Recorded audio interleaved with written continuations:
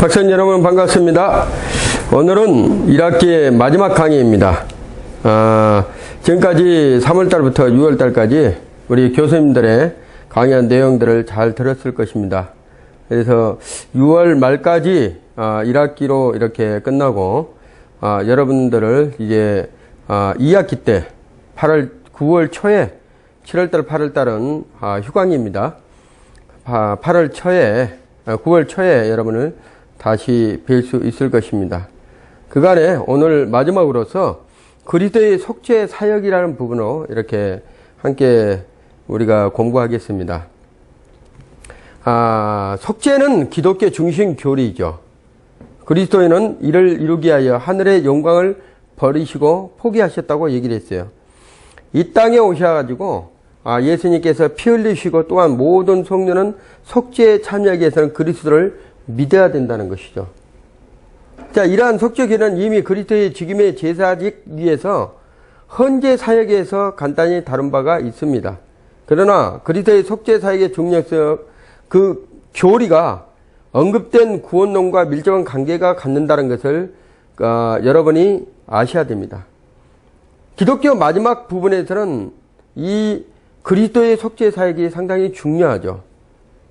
그래서 마지막에 우리가 속죄의 원인과 필요가 왜 필요하는지, 그 원인은 무엇인지 여러분들이 잘 아셔야 될 줄 믿습니다. 자, 첫 번째는 속죄의 원인이에요. 하나님께서 왜 죄인들을 위하여 독생자 예수 그리스도를 십자가의 희생 제물로 내어 주셔서 속죄를 이루어 주셨는가입니다. 자, 그 원인에 대해서 우리가 한번 알아보겠습니다. 첫째는 제1차적인 원인이에요. 하나님의 사랑과 공의라는 것이죠. 성경은 독생자를 보내신 이유가 하나님의 사랑에 있음을 거듭 강조하고 있다는 것입니다. 요한복음 3장 16절 하나님이 이처럼 세상을 사랑하사 독생자를 주셨으니 이를 믿는 자마다 영생을 구원을 얻게 하려 하심이라. 이렇게 말씀하시고요. 이는 참된 희생의 사랑에 근거한다는 상식적으로 보아도 합당합니다. 자, 그러나 하나님의 사랑은 무절제한 것이 아니다는 거예요. 그게 중요한 거죠. 공의와 관련을 갖는다는 것입니다. 무조건 사랑한 것이 아니라 죄가 있으면 반드시 심판을 받고 그 죄로 말미암아 죽을 수밖에 없다는 거예요. 공의와 상관이 없다면 죄의 싹선 사망이라. 로마서 6장 23절의 원칙을 무시하게 된다는 것이죠. 그러나 하나님은 공의와 자신의 주권적 사랑을 조화시켜서 양자를 동시에 만족하게 하는 방편으로 그리스도의 희생을 통한 속죄 사역을 이루셨다는 것입니다. 그래서 1차적 원인은 하나님의 사랑과 공의라는 것이에요. 2차적인 부분으로서는 궁극적인 원인이 하나님의 기쁘신 뜻이라는 거예요. 하나님은 사랑을 이루기 위해 독생자를 세상에 보내셨다는 거예요.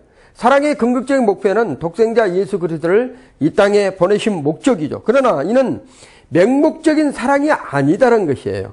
무조건적인 사랑이 아니라 창세 전에 세우신 기쁘신 뜻에 따랐다는 거예요. 에베소서 1장 4절에 기록하고 있죠. 창세 전에 이미 하나님께서 택한 백성들을 위해서, 그들을 위해서 사랑으로서 예수 그리스도께서 이 땅에 오셨다는 것을 말씀하고 있는 거예요. 자, 그러면 속죄의 효과가 그리스도 안에서 택함 받은 자에게 국한다는 점도 하나님의 기쁘신 뜻이 무엇보다도 선한 속죄의 원임을 보여주고 있다는 것입니다. 그래서 이 땅의 모든 사람은 하나님은 다 사랑해요. 그렇죠. 일반 계시와 여러분이 배웠듯이 일반 계시와 특별 계시 있죠. 일반 계시는 이 세상의 모든 사람들의 공의롭게 모든 게 공평하게 하나님께서 주신 거예요. 태양이나 달이나 이 우주 만물에 먹을 식물들이나 모든 자연적인 부분을 다 주셨죠. 그렇지만 그곳에서 특별 계시라는 것은 하나님께서 특별하게 구별된 것, 성경을 가지고 여러분이 예수 그리스도를 아는 은혜의 사랑이라는 것이죠. 두 번째는 속죄의 필요라는 거예요. 죄인의 구원을 위해서 그리스도의 희생을 통한 속죄가 반드시 필요했는가에 대해 여러 사람의 견해가 있습니다. 자, 그래서 여기 첫 번째가 뭐라 한다면 불필요론이래. 불필요론. 자, 중세 유명론자 던스 스코투스는 종교개혁 시대의 소시너스 등의 속죄의 필요성을 부인하였다고 말하고 있습니다. 즉 이들은 하나님의 본성 가운데 죄는 반드시 버려야 한다는 공의를 부인하고 속죄를 단순히 하나님의 의지와만 관련시켰다는 거예요. 그러니까 하나님의 주권적인 의지에서 속죄의 권위적인 부분을 나타내는 것이지 공의가 아니다 이렇게 얘기해요. 근래에 이르러서는 슐러의 마언은 이렇게 했잖아. 니추라고 속죄의 법적적 개념을 무시하고 단순히 인간에게서 도덕적 가만을 주어 하나님과의 화목을 도모하는 데 그 의미를 국한시키며 필요성을 부인한다 이렇게 얘기를 하고 있습니다. 이게 불필요론이에요. 두 번째는 상대적 혹은 가설적 필요론이라는 것이죠. 이 이론은 아다나시우스가 어거스틴이 토마스 아퀴나스 등이 주장하는 택한 자들의 구원의 속죄나 공의의 만족함을 반드시 필요한 것이 아니라고 본다고 하는 거예요. 즉 전능하신 하나님께서는 속죄 위에 다른 방법을 통한 구원이 가능했다고 보고 있는 거예요. 하나님의 지혜로서 성자의 대리적 속죄를 택하셨다는 것입니다. 이 견해는 하나님의 주권적 자유의지를 높이 평가했으나 하나님의 공의적 본성과 피 흘림이 없은즉 사함이 없느니라. 히브리서 9장 22절은 사제의 원리를 무시했다는 약점이 있다는 것입니다. 그러면 세 번째로 절대적 필요성. 첫 번째는 불필요론적, 두 번째는 상대적 혹은 가설적 필요론, 세 번째는 절대적 필요론이라는 거예요.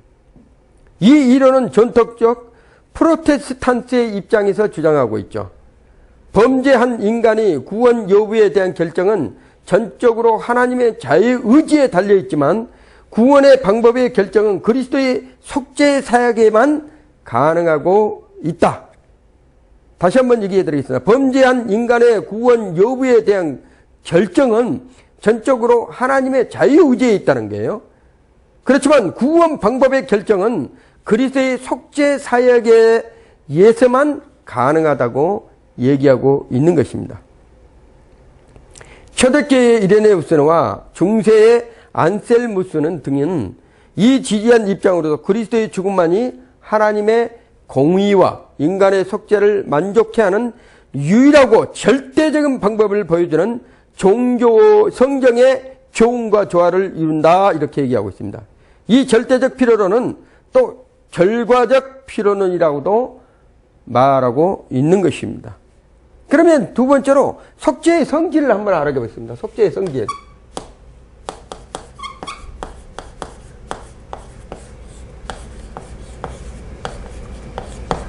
자, 속죄의 성질. 속죄 행위가 당사자인 그리스도와 그 대상인 하나님, 그리고 수혜자인 인간에게 있어서 어떤 의미를 갖는다를 보여주고 있습니다. 즉, 그리스도의 속죄 행위는 하나이다. 이렇게 얘기하는 게요. 그 근본 성질을 여러 가지 측면으로 나타내는데, 그 성경에서 그 그리스도의 속죄 행위를 설명하는 데 네 가지 편을 찾아볼 수가 있습니다. 제사와 유화와 화목과 구속이란 뜻이죠.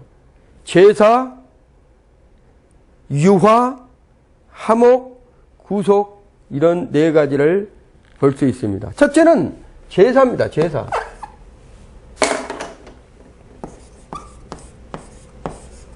자, 첫째 제사에 대해서 한번 알아보겠습니다. 그리스도의 십자가의 희생은 앞서 제사장직의 헌재 사역에서 보인 것처럼 제사로서의 의미를 가지고 있습니다. 여기서 제사는 다음과 같은 특징을 보여주고 있죠. 첫째는 속상적 제사예요. 속상적 제사.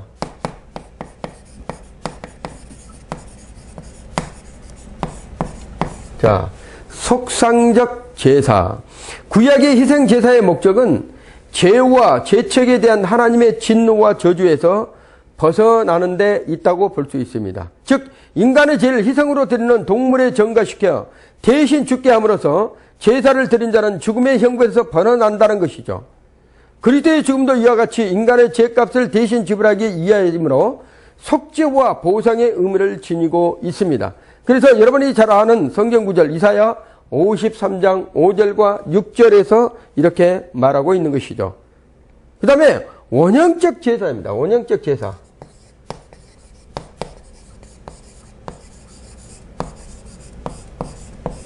자, 원형적 제사.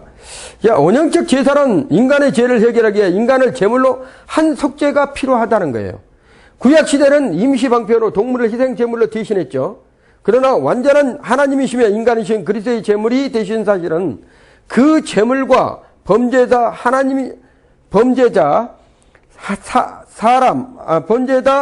사이에 커다란 불균형을 이루고 있다는 거예요. 그래서 이 불균형을 없앤 것이 바로 하나님이시라는 겁니다. 제사 예물이죠. 이런 의미에서 그리스도의 희생은 구약 제사의 원형이 모형이 될 수 있다는 거예요. 자, 구약의 제사는 모형적, 일시적, 예비적 부분이었지만 그리스도의 제사는 원형적, 영원적, 불변성, 최종적, 완전적인 것이라는 것을 히브리서 8장 4절에 말하고 있는 것입니다. 자, 세 번째로는 자신의 희생제사예요. 자신의 희생제사.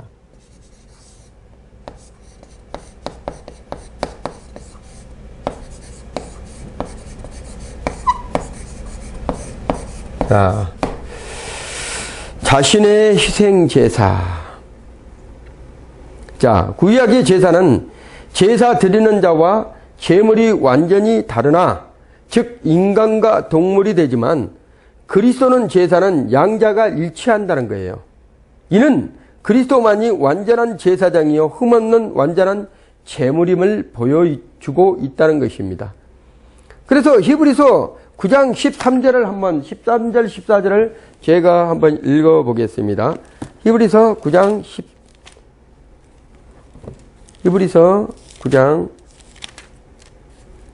13절과 14절을 제가 한번 읽어보겠습니다. 염소와 항소와 피와 및 암송아지의 죄로 부정한 자에게 뿌려 그 육체를 정결케 하여 거룩하게 하거든 하물며 영원하신 성령으로 말미암아 흠없는 자기를 하나님께 드린 그리스도 피가 어찌 너희 양심으로 죽은 행실에서 깨끗하게 하고 살아계신 하나님을 섬기게 못하겠느냐, 이렇게 말씀을 하고 있는 것이에요. 자, 그래서 예수님은 제물로서, 제사장으로서 동시에 이거를 이루어 주신 분이 완전한 그리스도라는 거예요. 자, 그러면 첫 번째는 제사였죠. 두 번째는 유화입니다. 유화.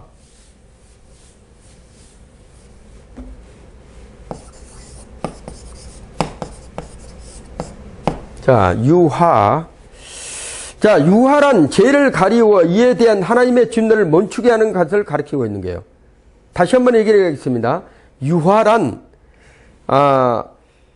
죄를 가리워서 하나님의 진노를 멈추게 하는 것을 가리킨다. 그리스도의 속죄사역은 이처럼 인간의 죄를 덮어줘서 깨끗하게 함으로써 하나님의 죄사함이라는 결과에 이르게 된다는 것이에요. 그러면 첫 번째로 성경의 표현은, 우리말 성경에서는 유화란 말이 하목제물, 하목제 또는 구속 등으로 번역되고 있다는 것입니다. 자, 하목제물, 유화란 뜻이 하목제물, 그 다음에 하목제물하고 하목제,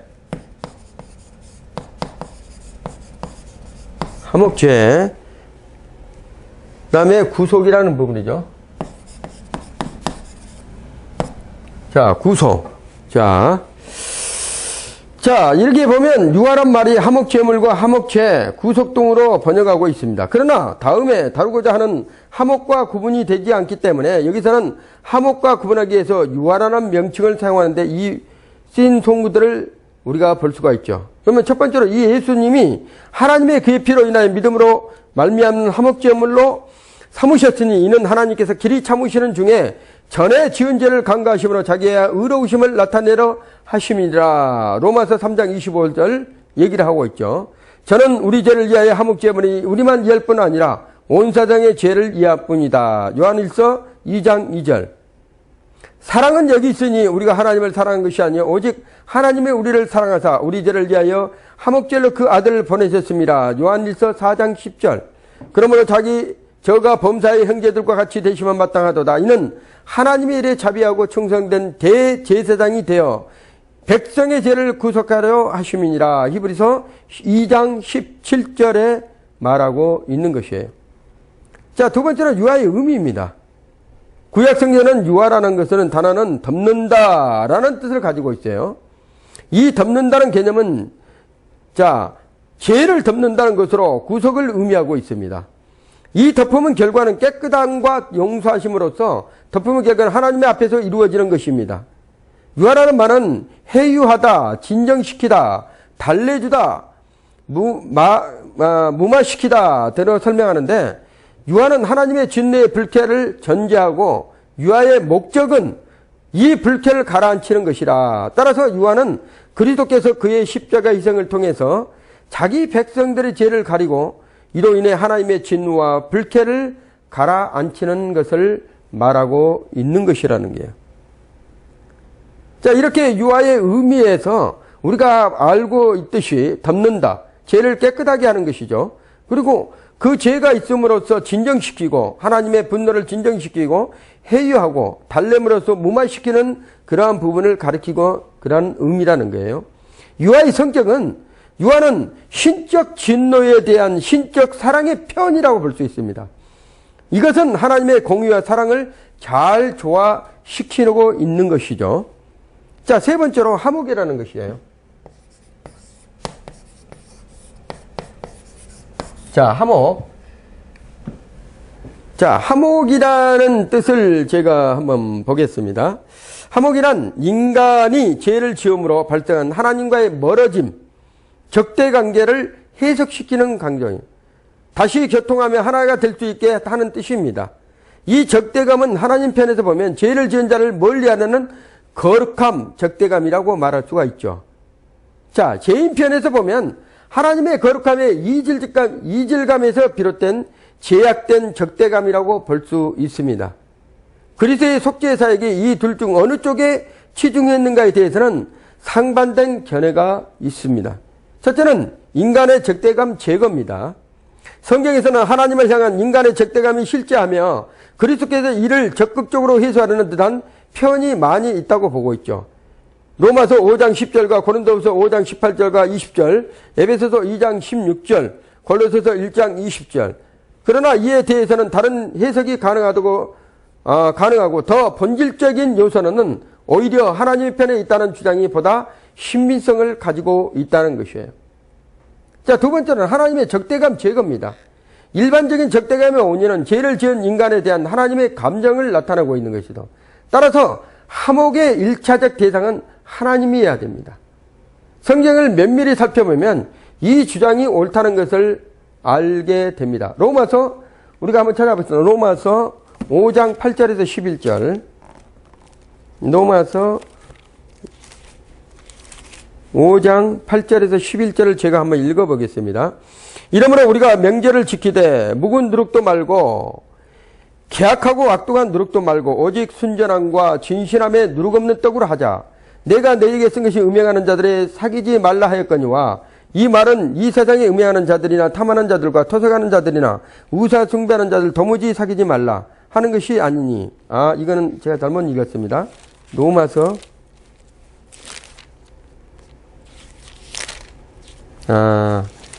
로마서 5장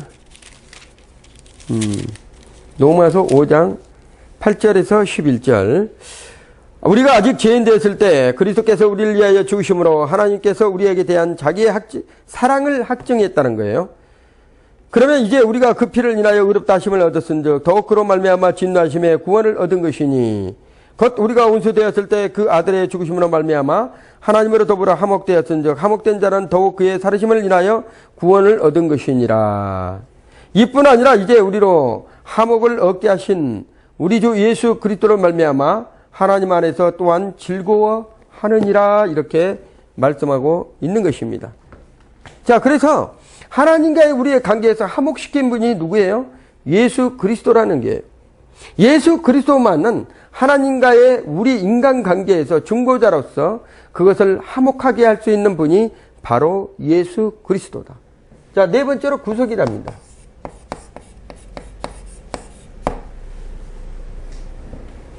자, 구속이란 인간 구원의 전반이란 넓은 의미로는 좁은 의미의 속량이라는 의미로 사용되고 있습니다. 자, 속량이란 값을 지불함으로써 구금되었던 자의 석방을 보장하는 것과 노예 상태로부터 해방을 의미하고 있죠. 구속의 특징은 값을 꼭 지불한다는 거예요. 성경에서는 인간의 범죄로 말미암아 얽매여져 있는 상태를 다음과 같이 여러 가지로 말하고 있습니다. 따라서 구속은 그러한 얽매임으로부터 해방시키는 것이죠. 첫째는 율법의 저주로부터 구속되었다는 거예요. 율법을 어김으로도 받게 되는 저주, 즉 형벌로부터 벗어난다는 거예요. 그러나 지금도 율법을 지킬 의무를 가지고 있다는 거예요. 갈라디아서 3장 13절을 한번 보겠습니다. 갈라디아서 3장 13절.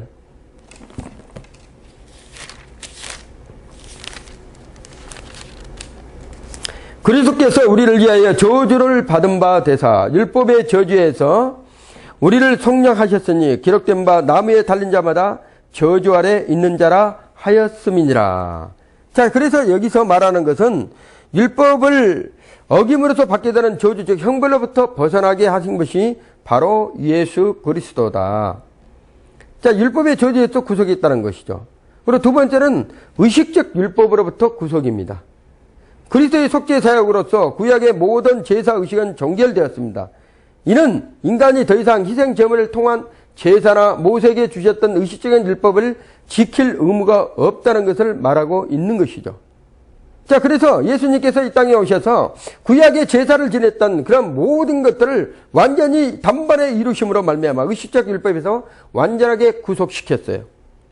세 번째로는 공로적 율법으로부터 구속입니다. 율법을 지킴으로 의롭다 하심을 받았던 과거의 급염이 믿음으로 의롭게 된다는 은혜의 언약으로 대치됨으로써 공로적 율법 준수 의무에서 벗어나게 되었다는 것이죠. 자, 그래서 하나님의 은혜의 언약으로 대치된 것으로서 공로적 율법 준수 의무에서 벗어나게 된 것을 말씀하고 있는 것입니다. 네 번째로 죄책감으로부터 구속이에요. 인간이 그리스도 안에 있는 구속으로 의롭게 됨으로 말미암아 죄에 대한 근본적인 책임이 모든 그리스도에게 전가되고 있다는 것입니다. 로마서 3장 24절과 에베소서 1장 17절에서 에베소서 1장 7절에서 얘기하고 있죠. 한번 로마서 3장 24절을 한번 찾아보겠습니다.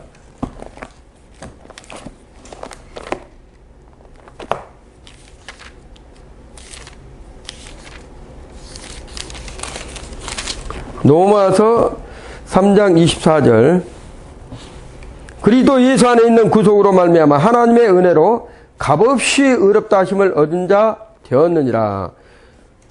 구속으로 말미암아 우리가 값없이 우리가 은혜를 받은 자가 되었다는 것을 말씀하고 있는 것이에요. 자, 그러면 다섯 번째로 사단의 세력으로부터 구속입니다. 사단은 이 세상의 임금으로 그리스도의 구속 기력을 받지 못한 자들을 위해 왕노릇하고 있는 것이죠. 요한복음 12장 31절에 기록하고 있어요. 그리스도의 희생과 부활로 사단의 세력을 격파하심으로 사단의 세력으로부터 완전히 해방시켰다는 거예요. 그를 믿는 자들은 그 사단의 세력으로부터 완전하게 속죄함을 받을 수 있다는 것입니다. 자, 그러면 속죄의 완전성을 한번 알아보겠습니다. 속죄의 완전성.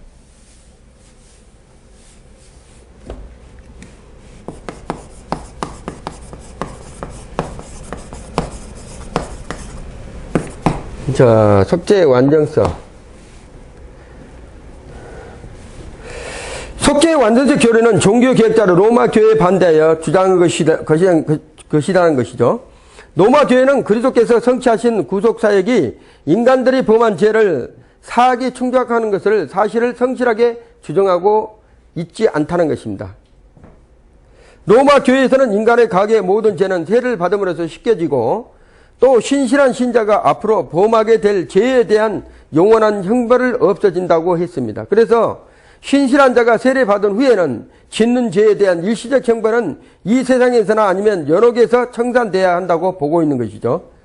이렇게 인간에 따라 달라지는 로마 교회의 사죄의 개념에 반대하여 개혁파 교회에서는 그리스도의 속죄는 완전하고 최종적인 것이라고 성도들이 어떠한 죄에 대해서도 형벌적 책임을 남기지 않는다고 바르게 주장하고 있다는 것입니다. 그리스도의 속죄의 완전성 교련은 다음 몇 가지로 우리가 살펴볼 수가 있어요. 역사적 객관성입니다. 첫 번째로 단번에 완성된 하나님의 역사라는 거예요. 속죄는 인간 편에서는 어떠한 참여나 바친 것이 없이 단번에 이루어진 하나님의 역사라는 것이죠. 이 속죄 사역은 그 혜택을 받는 사람 편에서는 어떤 형태의 인식이나 응답도 있기 전에 완성되었다는 것이에요. 이 속죄는 우리에게 객관적인 것이며 우리 안은 독립적으로 수행되고 있다는 것이죠. 그 속죄로부터 나오는 주관적 효과는 그 객관적 성취를 전제로 하는 것이라는 것을 말하고 있습니다. 그 주관적 효과는 우리가 그 객관적 사실의 의미를 신앙으로 받아들일 때 이해되고 따를 수 있다는 것을 말하고 있는 것이죠. 그래서 단번에 완성된 하나님의 역사예요. 두 번째는 역사적 사건입니다. 또 한 가지 강조되냐면 속죄는 과거에 완성된, 즉 엄밀히 의미해서 역사적 사건이라는 사실이 밝혀지고 있죠. 그 속죄는 초역사적인 것도 아니며 또 현대적인 것도 아닌 과거의 특수한 기구 안에서 이루어졌고 그 사건이 일어났던 시기는 과거 지사로 남아 있다는 것이에요. 갈라디아서 4장 4절과 5절에 말하고 있는 것입니다. 이것이 바로 역사적 객관성이에요. 그렇지만 두 번째로 종결성이 있습니다. 종결성. 속죄는 완성된 사건이기 때문에 결코 반복될 수 없다고 보고 있어요. 반복되지도 않는다고 보고 있습니다. 이는 그리스도의 한 번 죽으심으로 속죄의 혈액이 영원히 미친다는 것이죠. 만약 이것이 불완전했다면 계속적으로 메시아가 출현하여 구속사역을 행해야 된다고 보고 있는 것입니다. 그래서 종결됐다는 게, 한 번 예수님께서 이 땅에 오셔서 한 번 모든 죄를 이루시게 십자가에 못 박혀 죽으심으로 말미암아 그를 믿는 자들은 완전하게 죄에서 자유함을 얻었다는 것을 말씀하고 있는 거예요. 세 번째로 독특성이에요. 독특성. 속죄사역은 유일하게 신임이시면서 인간이신 그리스도에 의해서 이루어졌기 때문에 어느 누구도 흉내낼 수 없는 독특성을 지니고 있다는 거예요. 인간만이 한 것도 아니고 사람 신만이 한 것도 아니고 하나님이 인간의 몸을 입고 오셔서 직접적으로 개입한 사건이라는 것이죠. 이와 같은 그리스도의 속죄사역과 결과 역사적으로는 속죄가 성도들에게 계속 경험되지 않기 때문에 그리스도의 속죄는 완전성을 지녔다고 보고 있는 것입니다. 그래서 그 완전성이 독특하게 이루어지고 있는 것이죠. 자, 네 번째로는 내재적 효능성이에요. 그리스도의 속죄는 그 자체 안에 사죄의 능력이 포함되어 있다고 보고 있습니다. 그리스도의 속죄로 말미암아서 이루어진 사역은 인간의 죄를 말미암아 빚어진 모든 긴박성들과 하나님의 거룩 및 공의의 모든 요구를 채우시기에 내적적으로 충분하다는 거예요. 그리스도는 죄의 빛을 완전히 갚으셔서 우리로 하여금 칭의와 영성으로 나아갈 자격을 얻기에 충분한 근거가 되고 있는 것을 말씀하고 있는 겁니다. 히브리서 5장 9절과 10장 14절의 내재적 효능성에 대해서 뒷받침해 주고 있는 말씀입니다. 그러면 네 번째로 속죄의 범위입니다.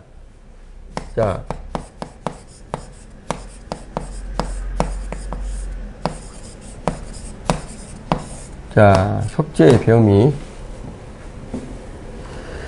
그리스도는 누구를 위해 죽으셨으며 그 효력의 범위가 어디까지 미치는가에 대해서 우리가 알아봐야 됩니다. 그리스도는 누구를 위해서 죽으셨고 그 효력의 범위가 어디까지 미치는가. 이에 대해서는 역사적으로 그리스도는 모든 사람을 위해 죽으셨다는 보편 속죄와 택한 사람을 위해 죽으셨다는 제한 속죄 이론이 뒷받침해 주고 있는 것이죠. 자, 그러면 첫 번째로 보편적 죄의 교리라는 거예요. 자, 알미니안주의자들은 그리스도는 모든 사람을 위하여 죽으셨다는 보편적 속죄 교리를 주장하고 있죠. 그리스도는 모든 사람을 대신하여 죽었으며 고린도후서 5장 14절에 지옥을 떨어질 자를 위해서 속전을 지불했으며 요한 1서 2장 2절 모든 사람이 구원받지 못한 이유는 그들이 그릇 행하여 각기 제 길로 갔거늘 이사야 53장 6절 이 견해는 전지전능을 가지신 그리스도가 미래에 대한 예측이 없이 속죄 사역을 감행한 것으로 만들고 또한 그리스도가 그 마음에 원하시는 것을 인간 측의 오류로 못 이루시는 분인 것처럼 만드는 오류를 범하는 견해가 나타나고 있는 것이에요. 자, 그리스도에 대한 예측 없이 속죄 사역을 감행한 것은 그리스도가 그 마음에 원하신 것을 인간 측의 오류로 못 이루어지는 분이라는 이것을 말씀하고 있는 것이 보편적 교리라는 거예요. 지금 제한 속죄의 교리가 어떤 것인가? 그리스도는 하나님께 구원하기로 예정하신 사람들만 위해 죽으셨다. 칼빈주의자들은 제한 속죄 교리를 주장하고 있죠. 그래서 우리 장로교 교단에서는 칼빈주의자들로서 그리스도는 하나님께서 구원하기로 예정하신 사람들만 위해서 죽으셨다고 얘기를 하고 있는 거예요. 하나님께서는 무한한 구원의 능력을 가지셨으나 이를 시행하는 범위는 한정되어 있다는 것이죠. 그리스도는 처음부터 영원전에 구원하시기로 특별히 정한 자들만 위해 이 땅에 오셨고 그들을 대해서만 철저히 속죄하심으로 결국 실패가 없다는 것입니다. 이는 자기 백성을 구원하시고 오셨다는 복음서의 증언에서는 확실히 되는 것을 말씀하고 있는 것이에요. 자, 그래서 우리가 지금까지 기독론에 대해서 이렇게 쭉 우리가 살펴보았습니다. 오늘까지 해서 여러분이 기독론에 대해서 모든 것을 다 이렇게 들어봤습니다. 그러면 한번 이 기독론에서 한번 정리를 한번 간단하게 제가 해드리겠습니다. 그리스도의 이름이에요. 구약에서는 기름 부음 받은 직분이 제사장, 왕, 선지자라고 그랬죠. 자, 기름 부음의 의미, 예수의 기름 부음의 의미, 자, 인자, 일반적 의미와 그리스도에 적용되는 의미, 그리스도의 본성에 우리가 칼게턴 해 이전의 견해와 그 다음에 칼게턴 이후의 견해를 우리가 한번 보았습니다. 그리고 그리스도의 신성의 증명에서 구약의 예언과 예수 자신의 증언과 신약의 기록자들과 사도들의 증언을 우리가 보았습니다. 그렇듯이 그리스도에 대한 부분들을 여러분이 기독론을 통해서 우리가 쭉 이렇게 보아왔지만 오늘 여러분들이 그리스도의 속죄 사역에 대한 부분들을 보시면서 예수님께서 이 땅에 오시지 아니하였다면 그 누구도 구원받을 수가 없다는 것을 말씀하고 있는 것이죠.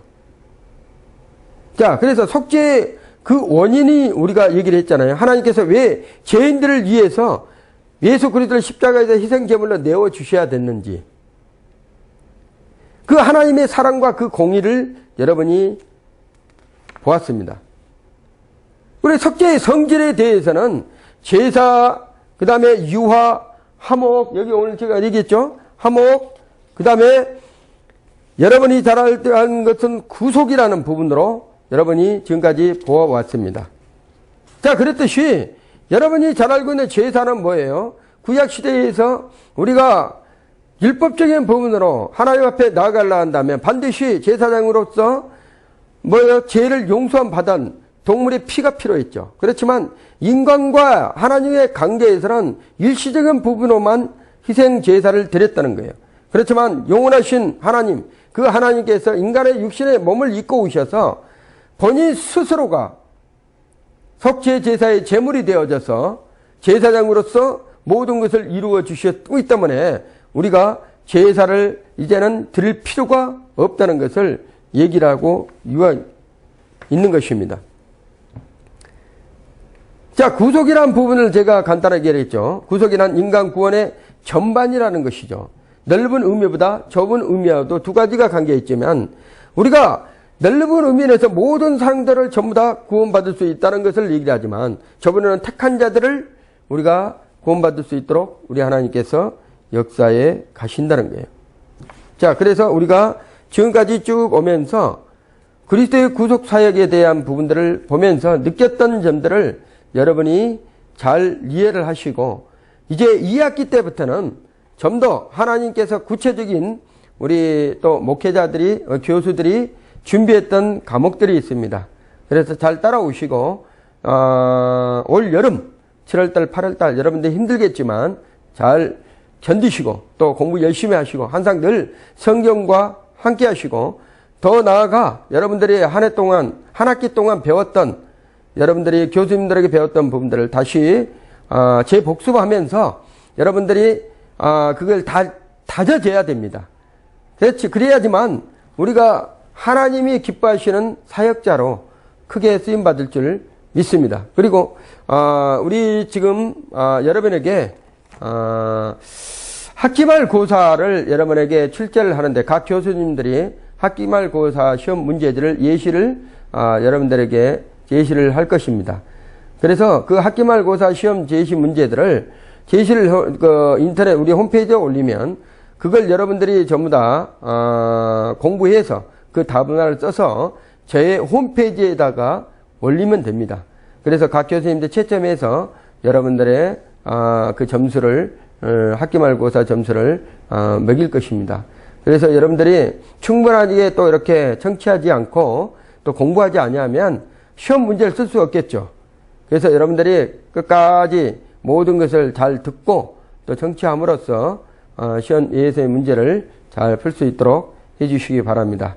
이것으로 1학기에 우리가 조직신학을 모두 마치겠습니다. 수고하셨습니다.